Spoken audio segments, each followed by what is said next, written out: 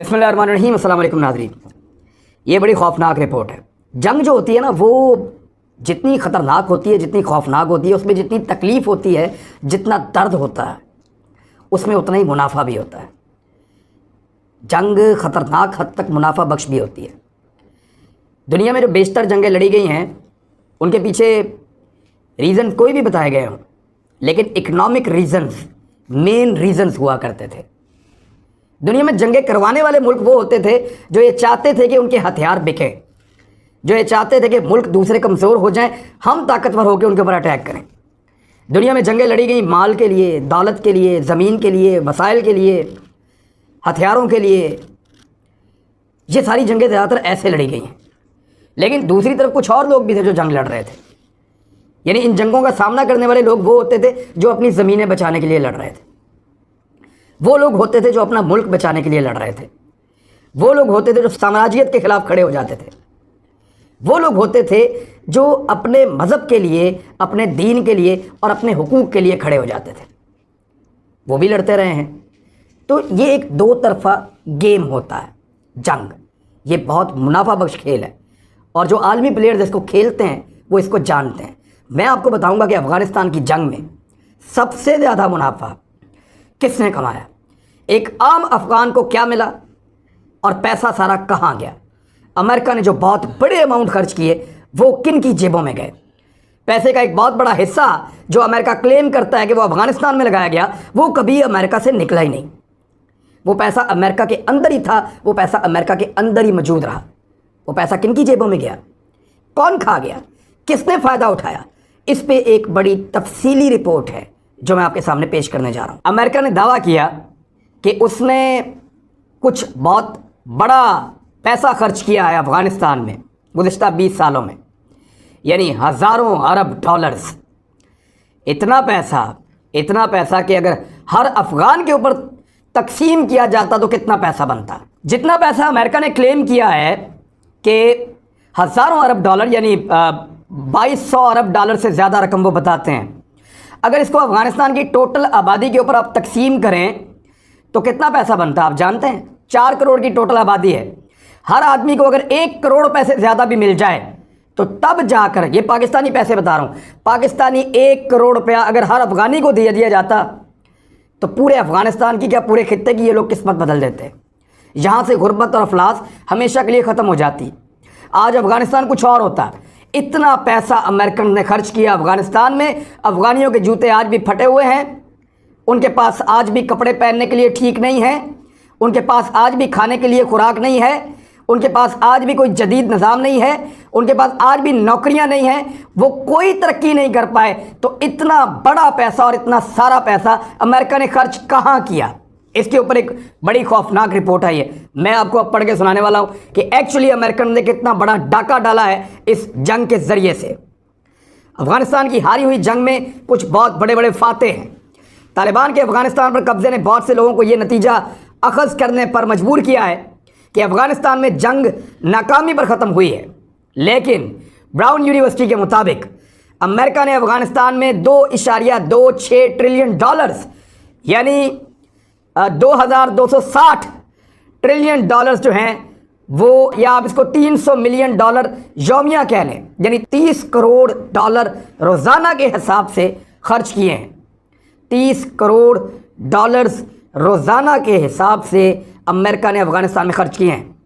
तकरीबन 800 billion dollars बराह रास्त जंग लड़ने के अखराजात, 85 बिलियन डॉलर्स जो फ़ौज भाग गई सारी एकदम गायब हो गई, अवेपोरेट हो गई, यानी वो जो आबी बुखारात बन के कोई चीज़ उड़ जाती है ऐसे गायब हो गई। 85 अरब डॉलर उस पर खर्च किए हैं। अमेरिका बार बार ये चीज़ें याद करवाता है कि उसने ये रकम अफ़गानिस्तान में खर्च की, लेकिन ये सब कहाँ गया। मुंह से तो कहा गया, लेकिन ये कहाँ गया और कहाँ लगा ये आज तक नहीं बताया गया। ये रकम अमेरिका ने अफ़गानिस्तान में लगाई ज़रूर है, लेकिन इसका फ़ायदा अफ़गान अवाम को नहीं बल्कि कुछ अमरीकी दिफाई कंपनीज़ को हुआ है जो हथियार बनाती हैं और दिफाई ठेकेदारों के तौर पे काम करती हैं। इन कंपनीज़ में रिटायर्ड आर्मी ऑफिसर्स, मरीन्स और एयरफोर्स के ऑफिसर्स के शेयर्स हैं। एक तरह से ये वाशिंगटन और पेंटागन का एक गठजोड़ था यानी अमरीकी सियासतदानों ने और अमरीकी फौजियों ने मिलकर इतना बड़ा बजट खा लिया और अफगानिस्तान को कुछ भी नहीं मिला। अमेरिका हमेशा ये कहता रहा कि उसने अफगानिस्तान में एक आर्मी तैयार की है जिसकी टेक्नोलॉजी, असला, ट्रक, हर चीज़ हमने उनको दिया है, लेकिन हकीकत में ये अमरीकी दिफाई कंपनीज के लिए एक इन्वेस्टमेंट हब था जिससे उन्होंने बिलियंस ऑफ डॉलर्स, अरबों डॉलर्स का मुनाफा कमाया है। एक रिपोर्ट के मुताबिक अमरीकी दिफाई कंपनियां, यानी एक दिफाई कंपनी ऐसी है जिसको यूनिफॉर्म बनाने का ठेका दिया गया। मज़े की बात यह है उसने एक ऐसा यूनिफॉर्म बनाया जो फौज जंगलों में लड़ती है ना वो पहनती है। तो अफगानिस्तान में 2% भी जंगल नहीं है, यानी इसको कैमोफ्लेज करना कहते हैं। यानी अगर आप ग्रीन एरिया के अंदर जंग लड़ रहे हैं जहाँ पे जंगल है तो आप कैमोफ्लेज कपड़े ऐसे पहनते हैं जो जंगल के लिबास से मिलते हैं, आप वहाँ खड़े हो जाते हैं, अगर स्टिल तो आप दिखाई नहीं देते। लेकिन अगर आप रेगिस्तान में लड़ रहे हैं तो आपको रेत के कलर के कपड़े पहनने होते हैं, पत्थरों में लड़ रहे हैं तो उस कलर के कपड़े पहनने होते हैं ताकि आप दुश्मन को दिखाई ना दें।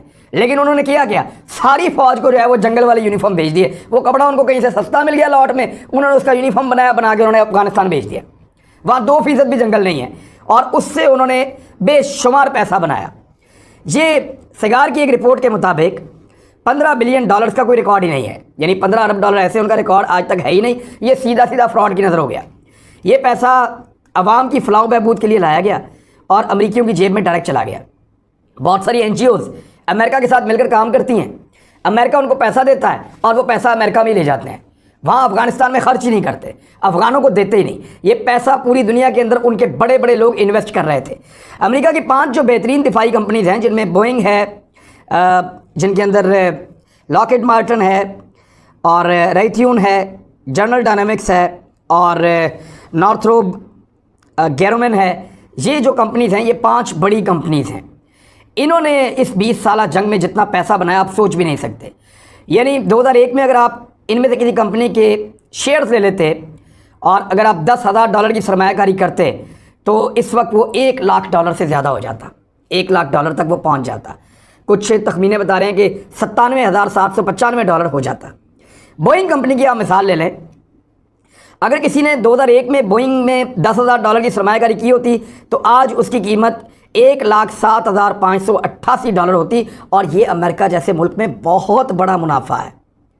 यानी इतना बड़ा मुनाफा है कि 974% वापस मिला, इतना बड़ा मुनाफा।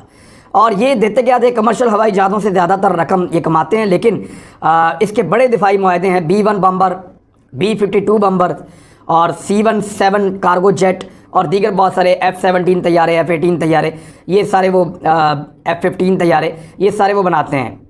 और ये जो कंपनी है इसके बोर्ड ऑफ डायरेक्टर्स में साबका जॉइंट चीफ ऑफ स्टाफ, साबका इंस्पेक्टर जनरल एयरफोर्स और बहरिया के साबिक सरबराह इसके अंदर शामिल हैं।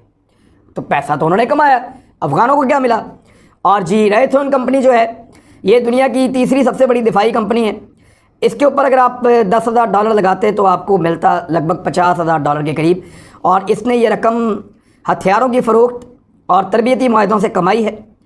इस कंपनी ने 2020 में अफ़गान पायलटों की तरबियत की और उससे इन्होंने $145 मिलियन कमाए थे। अब क्या तरबियत की उन्होंने, किधर वो लड़े हैं, कोई भी नहीं। और ऐसी तरबियत की कि वो अपने फ़ौजियों को मार के आ गए 2-3 दफ़ा, अपने हमायतियों को बम्बारमेंट करने गए, तालिबान उधर खड़े थे, अपने बंदे मार के वापस आ गए। इस कंपनी के बोर्ड ऑफ डायरेक्टर्स में retired air force general, retired navy admiral, साबका डिप्टी सेक्रेटरी दिफा वगैरह ये सारे शामिल हैं। अच्छा जी, लॉकहीड मार्टिन, इस कंपनी के स्टॉक में अगर आप $10,000 लगाते तो आपको वापस मिलते $1,33,560। ये कंपनी दुनिया की सबसे बड़ी दिफाई कॉन्ट्रैक्टर के तौर पे जानी जाती है। और लॉकहीड अपने ब्लैक हॉक हेलीकॉप्टर जो हैं वो इन्होंने दिए थे, जो आजकल तालिबान के कंट्रोल में हैं। बड़े पैमाने पर अफगानिस्तान की जंग में ये इस्तेमाल हुए हैं। इस कंपनी के लिए सबसे बड़ी रकम F-35 स्टील्थ जो तैयारे हैं उसके मुआहदे से आई, जो कि बजट के लिहाज से $12 बिलियन बनती है, $12 अरब। और बोर्ड ऑफ डायरेक्टर इसके भी retire air force general, retire marine core general और इस तरह के लोग इसके अंदर शामिल हैं। इन्होंने भी बहुत पैसा बनाया। जनरल डायनामिक्स ये जो कंपनी है इसने कुछ 625% इजाफा इसके पैसों में हुआ, ठीक ठाक मुनाफा है ये। और इन्होंने अफ़गानिस्तान की जंग में बहुत मुनाफा कमाया क्योंकि इनकी एक गाड़ी है जिसको कहते हैं मरीन्स LAV-25 लाइट बख्तरबंद गाड़ी। बड़े पैमाने पर इनकी गाड़ी इस्तेमाल हुई, आजकल तालिबान भी इस्तेमाल कर रहे हैं, पंजशेर में भी लेके गए, वहाँ भी इन्होंने इस्तेमाल की है।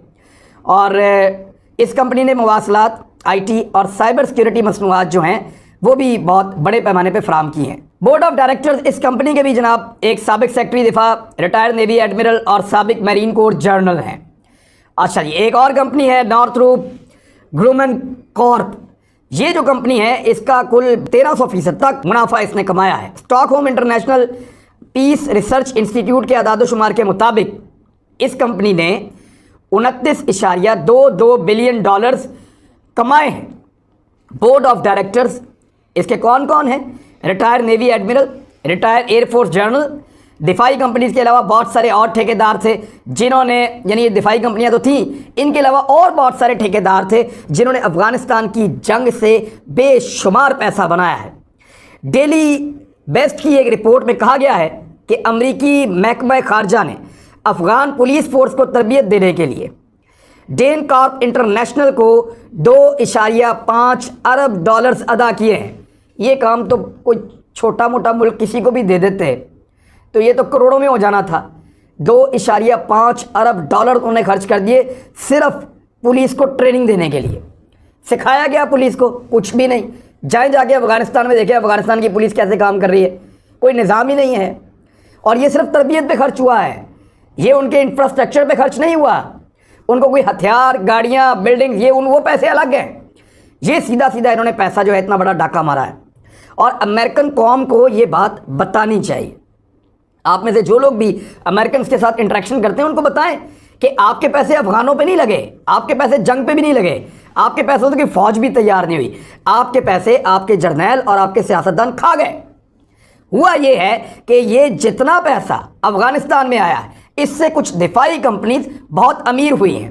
دیکھیے جنگ جتنی خوفناک ہوتی ہے نا، اتنے ہی خوفناک حد تک اس کے منافع بھی ہوتے ہیں، اور منافع کمانے والے ہمیشہ یہ سوچتے ہیں کہ جنگیں چلتی رہیں، جنگیں جاری رہیں۔